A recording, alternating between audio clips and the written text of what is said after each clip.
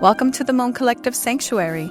I'm Dr. Lydia Luna, and I invite you to join me on a journey of self-discovery, healing, and transformation as we explore the depths of our inner and outer world to unlock our truest potential. We're back. Welcome to the Moon Collective Sanctuary podcast. My name is Dr. Lydia Luna, a licensed clinical psychologist and founder of the Moon Collective Sanctuary. We're so excited to be back after taking a brief pause and are looking forward to you listening in on all the episodes that we have lined up. But before we get started, I'd love to ask that you please like and subscribe to our channel. Your engagement and support means the world to us. And be sure to leave us some feedback. Let us know what you want to learn more about or hear more about so we can incorporate that as we continue on this journey. So thank you for tuning in, and let's get into it. So what's new? Well, I recently celebrated my 45th birthday. I'm a July baby, and this is August 2025. So I'm really grateful for this new year of life. What I found interesting as I entered this new year is that I had this feeling that I've had before, but only once in my life. So I think I went through like this mini midlife crisis. And I remember going through this when I was turning 25. So I don't know, maybe this happens every 20 years for me. We shall see. I'll let you know 20 years from now. But it was so interesting because I felt like I was questioning everything. And that's not usually like how things go for me. I feel pretty certain about the choices that I make and really embrace life. Usually like whatever comes, like I'm trusting. I feel like I understand that it's for my highest good. So I tend to stay motivated. But this year around, I found myself questioning me a lot, like my life choices. Am I doing what I'm supposed to? Am I really meeting goals? I was looking more at the glass half empty rather than half full. And even regretting some of my choices, which is kind of really new for me. I don't usually do that.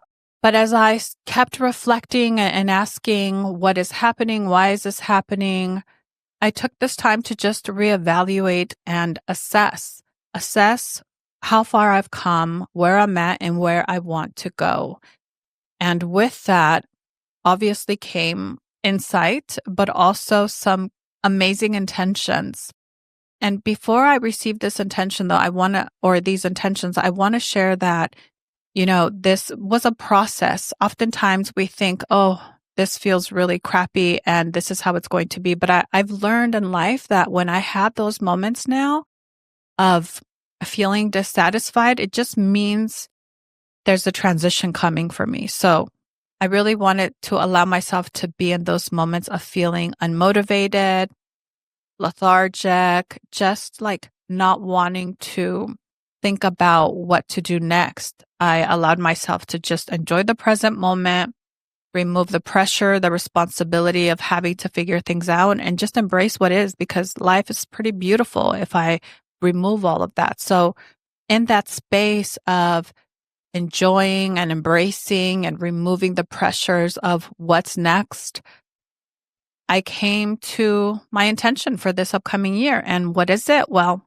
I'd love to read to you what I came up with. So here we go. So my motto for this year is to say yes. And this is what I wrote during my reflections. Yes to stretching myself and expanding. Yes to doing what makes me uncomfortable. Yes to being unfiltered and showing my most vulnerable and authentic self. Yes to embracing all of me, the imperfectly perfect me, the creator, the destructor, the rebel activist, the fighter, the peacemaker, the teacher and the student, the light and the dark. Yes to helping my community and living outside of myself. Yes to the fearless voice that tells me, who cares what others think or say? Yes to embracing life as it is with pure gratitude and trusting that it's all happening for our highest good, even when it doesn't feel like it. Yes to understanding that even when life hits hard, we will stand deeply rooted in our power and resilience and will use the situation to learn from and grow. So I say yes to it all. This episode is going to be a little bit different than the ones before because it is a solo episode and this is my first one. I want to share a little bit about myself so that you can get to know me. And I just love connecting. So why not? For those of you that don't know, I am a first generation Mexican American, and I'm proud to say that it's such a beautiful experience to live with dual cultures. The Mexican side, which is really about inclusivity, and it's just rich in culture and family values. And I just feel it's like the most colorful part of me. I speak Spanish, I read Spanish, I grew up speaking Spanish. And then I have this other side that's American that feels really connected to the American culture, which is full of diversity and empowerment and freedom and this idea that the sky's the limit. I love embracing all of these parts of me. I'm also a native to California, so I was born and raised here, and I've lived here all of my life except for a year and a half between 6 and 7 years old when I lived in Mexico. So that was a pretty cool experience. But most of the time I've been here and I'm loving it. And I don't know that I would move anywhere anytime soon, except for maybe, there's a lot of stuff going on, which we'll probably get into. But for the most part, I really love it here. Other things about me is that I love music. I love spending time with my family. I love fashion.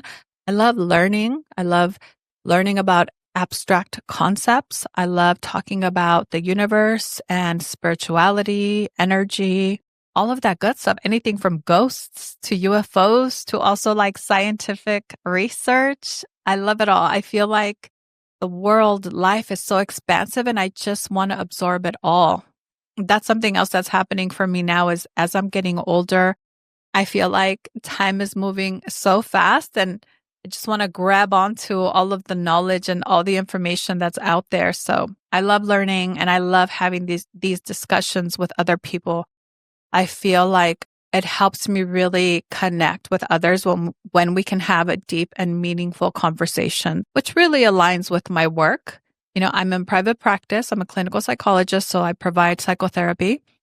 And it's really cool. This is what I love about what I do. It's really cool to have those in-depth conversations with other humans and to bear witness to their experiences through my work. And outside of that, I get to share my own experiences. And it's so beautiful to have this dialogue and reciprocity with others. Another thing that I'm really passionate about is my wellness company, the Moon Collective Sanctuary. It's a space that I created mid-pandemic, so back in 2020. I saw how meaningful and how important it was to commune, to be together and united. And with the pandemic, we were all forced to isolate and be in silo. And I just felt like, okay, after the pandemic, people are really going to have a need to come together. And I decided to start the Moon Collective Sanctuary, and it's been such a blessing to have this. I didn't know what it was going to entail. I just felt the calling and I responded to it. But it's been so powerful and life-changing for others and for myself. I've seen the value in community and coming together and creating spaces where people feel safe to be vulnerable, to be their most authentic self, and to see the outcome. When people show up to our gatherings, whether it's a single day retreat, a mini retreat, just a social gathering, it's incredible how people open up and what they receive in return. Usually there's a connection, not usually, but there is a connection to their highest self, their inner guidance system. People connect to their ancestors, to their spirit guides, guardian angels. It's been so magical, so intense, so surreal. So I welcome you to join us at one of these gatherings if you feel called to attend. If this sounds intriguing to you, feel free to reach out. Visit us at mooncollectivesanctuary.com. Look up our upcoming events or just contact us and we can share more information. There's a lot that we're doing, and a lot of it is based on breath work and sound healing and integration circles that we call soul discussion groups.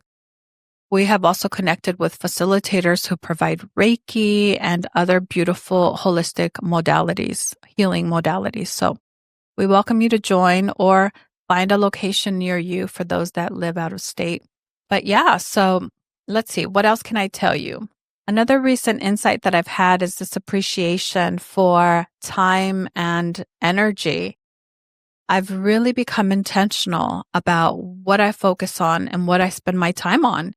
And I've noticed that what I focus on will grow or feel amplified. If I focus on what I don't have, then that becomes amplified. But if I focus on what I do have, then that becomes amplified. The beautiful thing is that I get to choose. I get to choose what I focus on. That is where my power is, and that is where my control is. And so I'm being intentional about that. And it's beautiful to see that we have more control about our perspective and our life than we think. So I invite all of you to do this in the next few weeks, like really focus on what you do have and see what that feels like. Now, it's not to say that I want to keep my head in the sand and ignore life's problems or areas of my life that also need my attention that are less desirable. This is to say that, we are always living in the duality. Both will always exist. And our brain tends to go to the things that are wrong in our lives because it wants us to resolve these things, which is understandable. So we have to be intentional about also looking at the other side, the good side, the parts that are working, the beauty in what is existing in the present moment. So that's what I mean by let's focus on what's good, what's there, what's working, what we've done. That can also help create motivation and positive energy that can then be transmuted to this area that isn't working because we will feel more empowered, more optimistic, maybe more motivated, more energetic. Another recent appreciation is my freedom. I feel so very blessed. I made choices when I was younger to set myself up for this moment. And I'm so grateful to my younger self for having the goals, for stepping beyond her comfort zone and doing all of the things that she did so that I may be here now. And with that appreciation, I want to do the same for my future self. I want to think about her. I want to bring her into my present moment and set it up so that she's enjoying life 20 years from now because of the choices that I made now. And that feels really exciting that I get to choose for her. I get to set it up so that she has the best life, that I can give her. I don't know. That just blows my mind to think about it. I mean, I'm sure parents feel this way when they think about their kids. They're leaving a legacy, they're creating for them. And I don't have any kids, but this is what drives me to be like, wow, I'm creating the life for my future self. And also I'm hopefully leaving a legacy for my family. I'm very close with my family, and honestly, they are my biggest motivation and inspiration. So I do everything for my future self and for them. And that feels really good. In addition to all the interests that I've shared so far, a newly found interest is in politics, believe it or not. Those of you that know me know that I haven't really been involved in politics, nor have I wanted to. It really wasn't an area of interest for me before now. But with everything that's happening politically, it's really sparked something in me to get more educated and more involved in the movement that's taking place right now. So, as we all know, Trump is our president, and this current administration is doing a lot as it pertains to immigrants or undocumented individuals and deporting.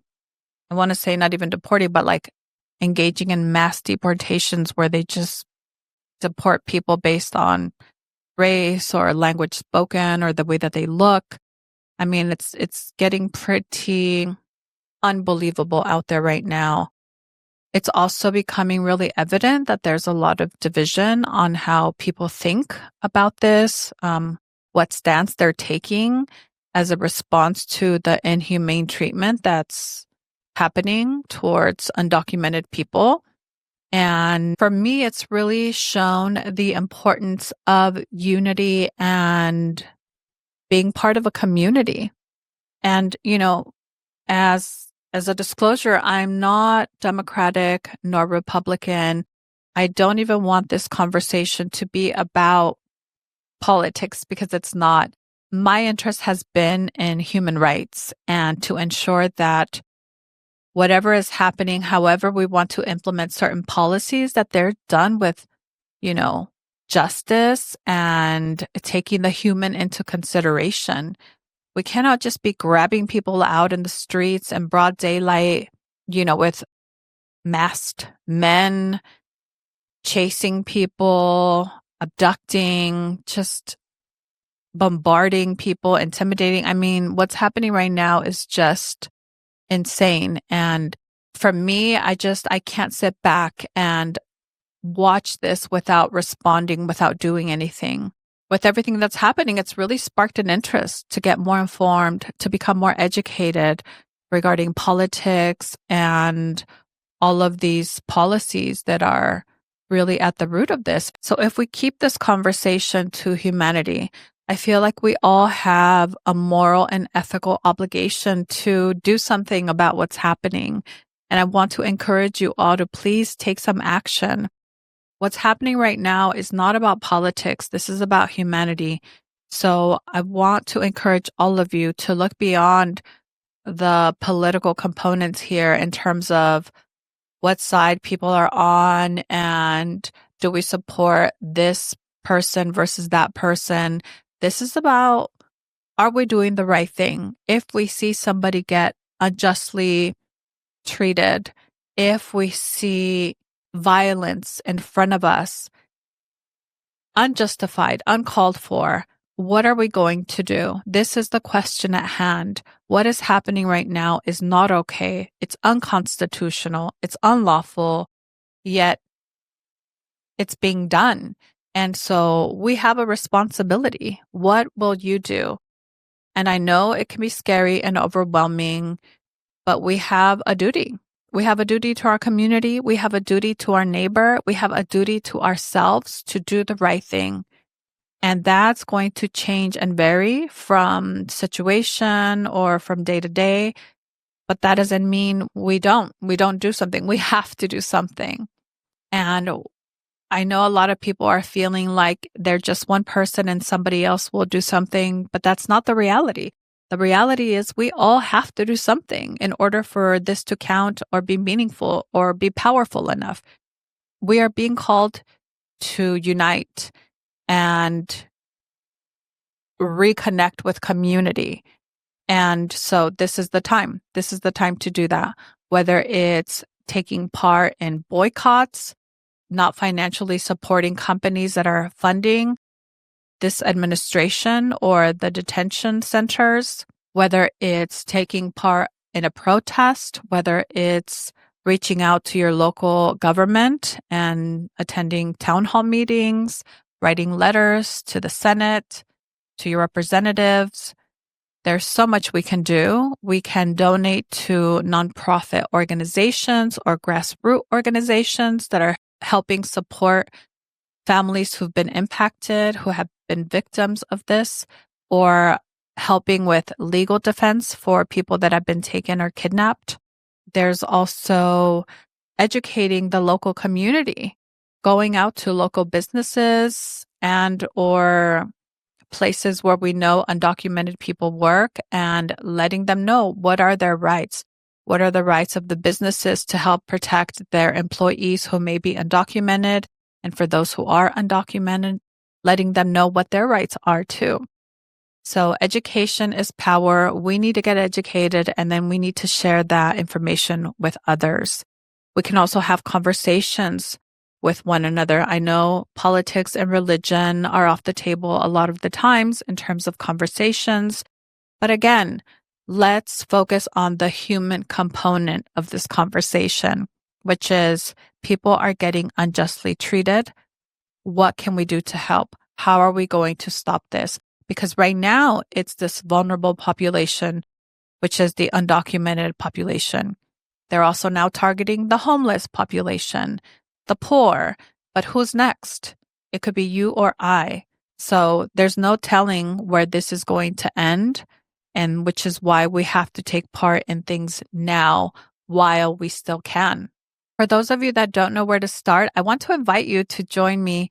Some of us have recently created an alliance called Rooted in Resilience Alliance, and you can follow us on Instagram. We're a brand new alliance, but this is to help provide you with resources and educational materials for you to share. And then we also are bridging with other organizations to help support them and our community. So let's do this together. You are not alone. I want to encourage you because this is what I heard myself when I had this feeling of like, but I'm just one person. What can I do? And I felt kind of powerless. My intuition, my higher self spoke out and said, you are not powerless. Your voice matters. Your voice is powerful. You can make a difference. And I want to share that exact message with you. You are not powerless. Your voice does matter. Your voice does hold weight. You have power and you count. Yes, you, because you times 1 million will make a difference. And that's where we're at right now, where we need to come together to magnify, to be amplified, and to make a change like it hasn't been done before. We have the technology now with social media. We can find more people. We can connect with more people than before. So we have what we need to do this and do it in a way that it's never been done before. So I invite you to do that. So this is where I'm at. You've kind of been caught up on where I'm at, my interests, what I'm doing and what I'm focusing on. And I invite you to do the same. Join me on this journey of resisting this situation that's happening right now, taking part in the movement to make a change, to resist, to not be complicit nor comply. Let's show the powers that be that we are paying attention, that we are not okay with what's happening, and that we will stand up, be a voice, be a force, and make a change. Let's do this together. So with that, I'll conclude today. But I want to thank you. Thank you so much for joining. Thank you for being part of this journey. I'm really grateful to have this space where we get to connect in this special way. I don't take it for granted at all. And because of that, I also see the responsibility in the work that I do, which is why I'm bringing attention to this topic. So even if it feels uncomfortable, please keep paying attention to everything that's happening. This is the reality that we live in, and this is part of being an intentional human. We need to be aware, and we need to take in what's happening, trusting that we have the capacity and capability to overcome and to come out of it stronger than before. We are resilient beings. Okay, I keep going on a tangent, but anyway, thank you so much for tuning in.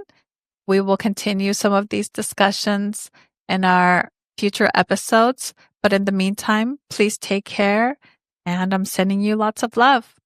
Until next time. Thank you for joining me on the Moon Collective Sanctuary. Remember, your journey to a more fulfilling and empowered life continues beyond this episode. Until next time, may you remember who you are and stay open to embrace all that life has to offer. Continue your personal transformation beyond this podcast. Explore our range of healing services and upcoming events at mooncollectivesanctuary.com.